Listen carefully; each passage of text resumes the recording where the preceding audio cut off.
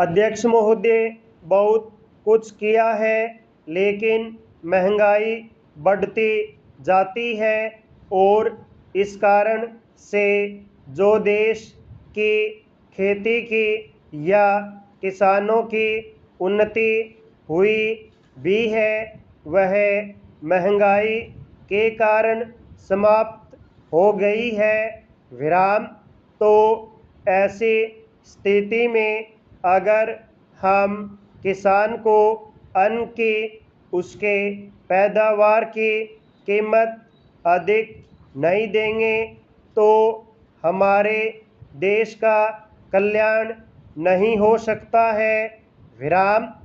मैं कोई यह नई बात नहीं कह रहा हूँ। विराम। पहले अमेरिका में यही किया गया जब वहाँ पर खाद्य समस्या के कारण लोग परेशान थे। विराम। हमारे यहाँ भी उसी से कल्याण होगा। विराम। हम देख रहे हैं कि सरकार के प्रयत्नों के परिणाम भी अच्छे निकलने लगे हैं। विराम। लेकिन दुख इस बात का है कि इस वर्ष सर्दी के मौसम में वर्षा नहीं हुई। विराम।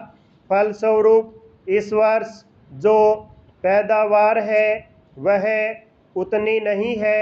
इसका कारण वर्षा का न होना है। विराम।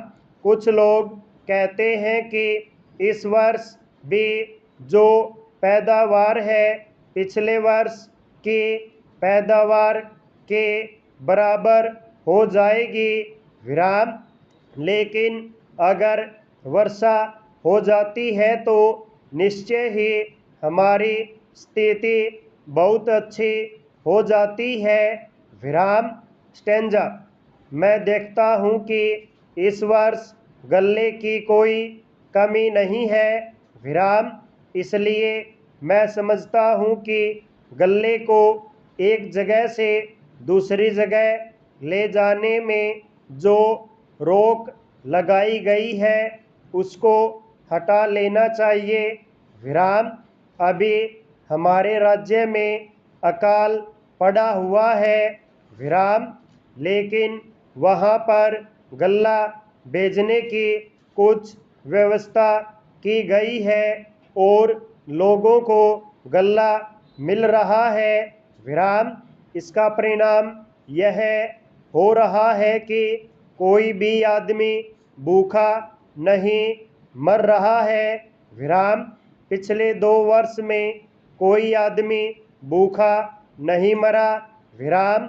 यह हमारे देश की सरकार के लिए बड़े ही संतोष की, बड़े ही गर्व की बात है। विराम। यदि अन्न की उपज हमें बढ़ाना है तो हमें पानी का इंतज़ाम करना चाहिए। विराम।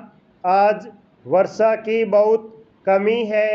विशेष रूप से मैं अपने क्षेत्र की बात आपको बतलाना चाहता हूँ। विराम। 20 वर्ष पहले जितनी वर्षा वहाँ होती थी उतनी ही वर्षा आज भी होती है। विराम। वहाँ नहर भी है लेकिन नहर का पानी वहाँ नहीं जाता है। विराम। नहर के पानी को आगे ही रोक लिया जाता है। विराम। बांध भी बना है किंतु हमारे राज्य के लिए पानी नहीं दिया जाता है। विराम।